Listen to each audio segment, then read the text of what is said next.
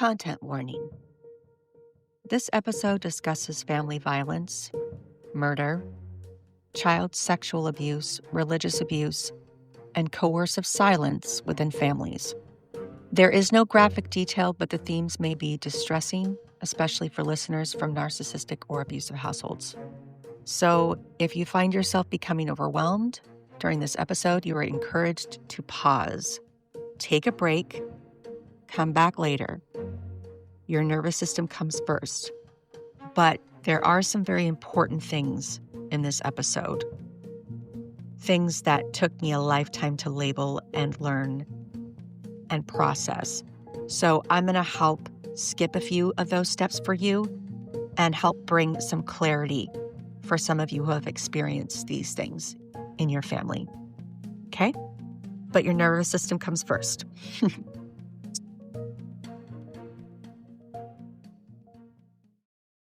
So this episode is going to be difficult for me, but it is shared for the purpose of education, validation, and healing, not just for myself, but for other people. So harassment, victim blaming, or justifying violence won't be tolerated in any comments on my social media or messages connected to this show. This space is not a debate space. It's a space for survivors.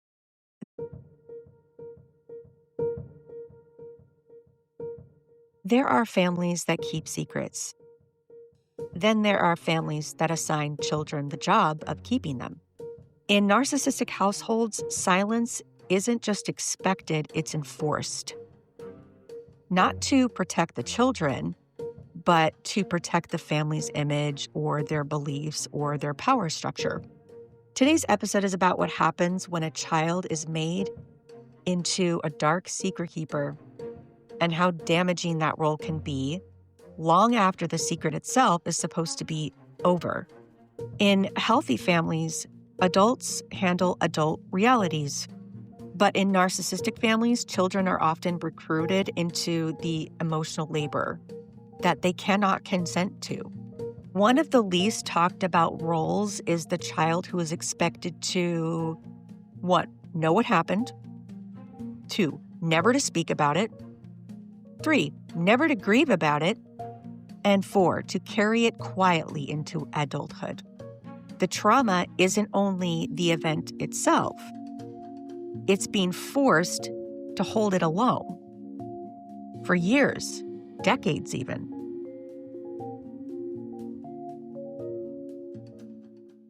So I'm taking a deep breath because, again, this episode's hard for me. So I am calling this segment The Secret. When I was a child, my mother's brother murdered his wife while their children were in the house watching cartoons. My cousins.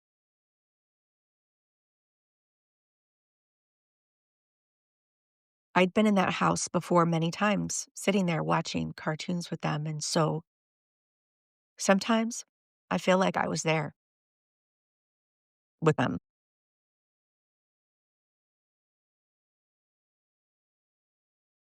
But I was not allowed to grieve. When I was told about what happened, I wasn't really allowed to ask questions. I was never allowed to attend any funerals or memorials. I was told explicitly, however, and repeatedly that I was never to tell a single soul. And that wasn't a one-time silencing thing. It wasn't occasional. It was rehearsed over and over and over. This segment of that is called the control mechanism. So all throughout my childhood after this happened, anytime something good was about to happen for me, like a first day at a new school, a pool party, a week at camp, my mother would bring up the murder in the car. Not to check on me, not to comfort me, or check my feelings, but to remind me of my role, to coach my silence. Even if I wasn't even thinking about bringing that up, she had to remind me not to bring it up. And so every time I walked into something that was supposed to be fun and joyful and meaningful, she reminded me of the weight that I was assigned to carry. And I had to carry it all through my childhood, all through my special moments, all through my milestones and my struggles. I was assigned that role. It was used to regulate me, my trauma. It was used to regulate me for their benefit, not to regulate me in a healthy way.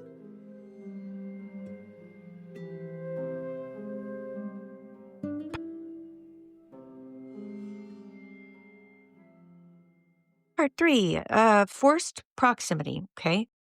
It didn't stop with the murder. That wasn't even the bulk of the trauma, believe it or not. So my uncle went to prison. He had turned himself in, and he would call the house. He would call my mom multiple times a day. And it was always a collect call from the Minnesota State Correctional Facilities. My mother would always have me pick up the phone, and she would have me wait. My uncle would say his name, and it was always a collect call, so I had to, say that I accepted the charges. And then I had to, chit-chat with him until my mother was ready to take the call. So yeah, every day, several times a day, I would get triggered every time the phone would ring, and I would have to pick it up, and I would have to hear his name. I would have to say hello. I would have to be forced to stay on the line and listening to him until my mother decided to take the call.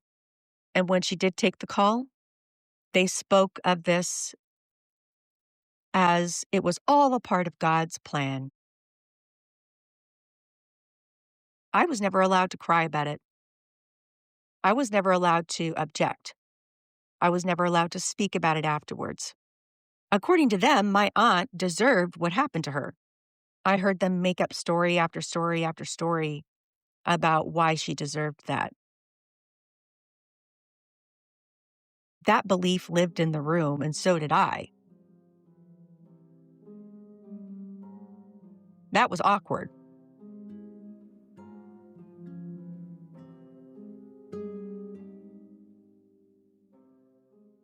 So, why was this so traumatizing? I mean, do I even have to ask that question? But we're going to name this bullshit, okay? So, this is what coercive silence looks like.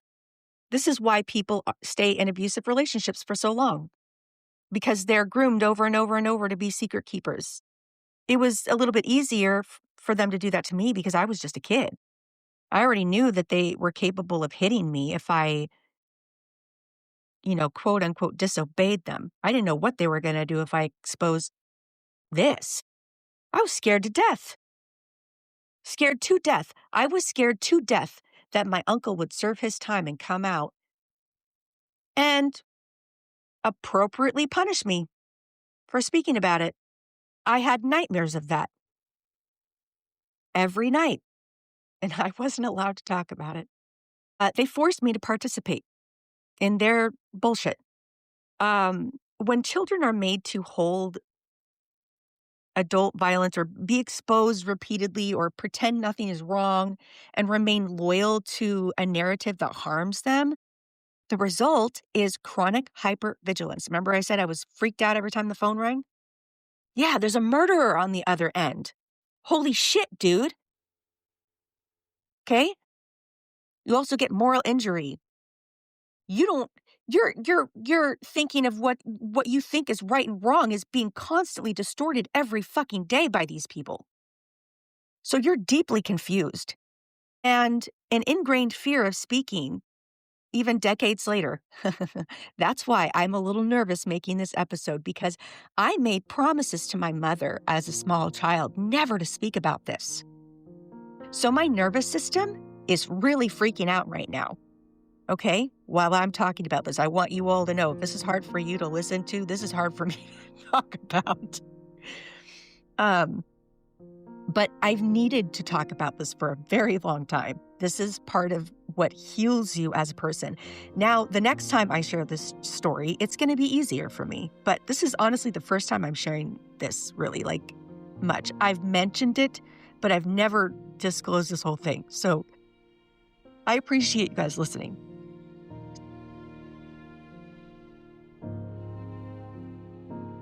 So here's the next part, the layer that broke everything open, okay? So years after this, I had to deal with this like day after day after day after day. I was schooled on how my uncle was innocent. My mom took it a notch further.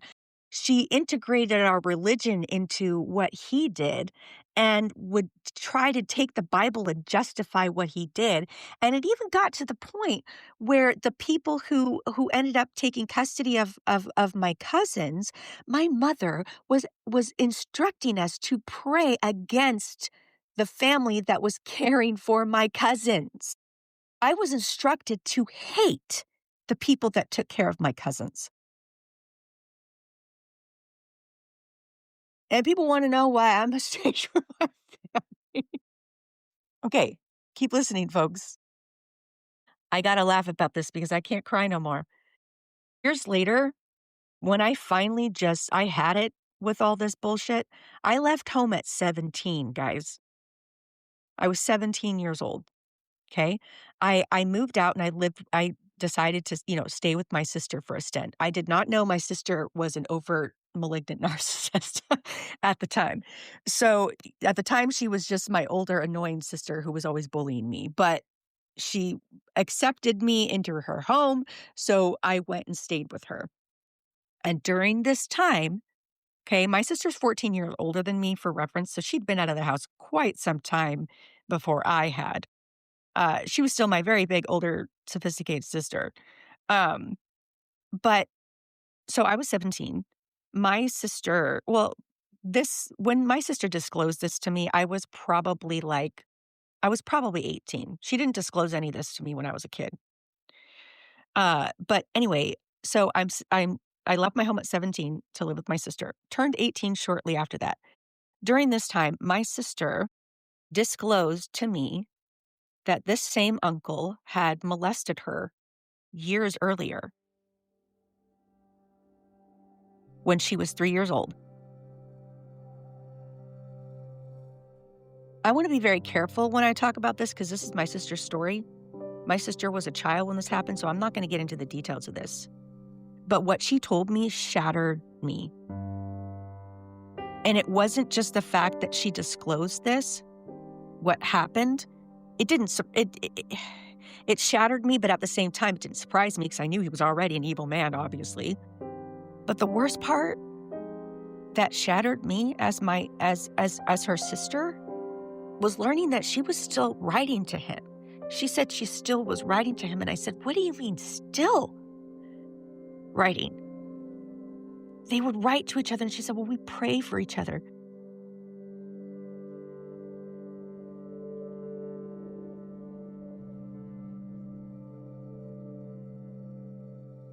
At that moment, I understood something clearly, that my family did not want healing.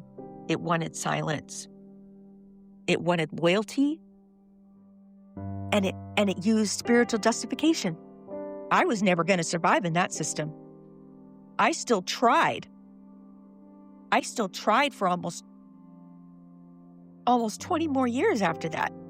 But I can say I was never going to survive inside that system. So I break my promise to my mother,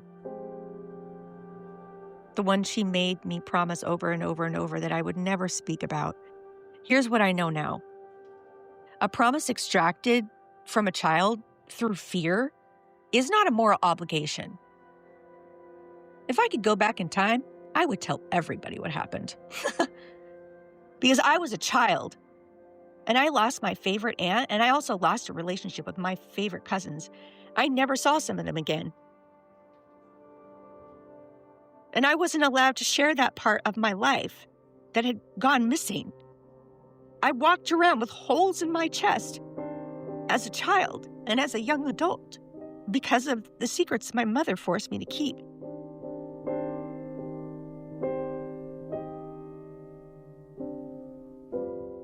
She made me feel like in order to survive, I had to keep that secret. But that was what was killing me. You know what?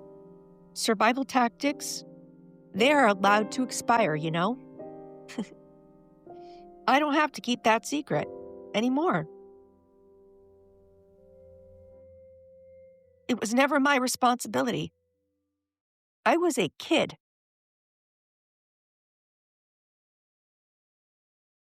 I was a kid in a happy face sweatshirt when all this went down, you guys.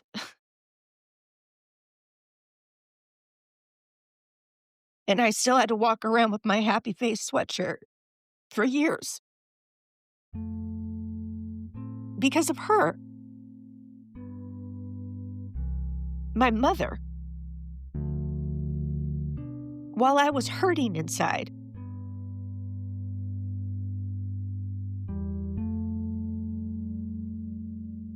If you, like me, were made into being the keeper of dark family secrets, I want you to hear this. Silence was not love. Loyalty was not protection. And distance from those people does not make you cruel. Healing might look like naming the role that you were forced into. Healing might look like finally allowing the grief that was delayed or forbidden to come through. Healing might be telling your story once to a safe witness, or choosing not to tell it at all and simply reclaiming your right to peace. You decide, and that is the point. No one should be forcing you to be a secret keeper. There's NDAs for that. But I was a kid, I couldn't consent to that, you know? So if you were ever made to carry something that never belonged to you, you're allowed to put it down right now. While you're listening to the show, you can put that shit down, even if no one else ever does.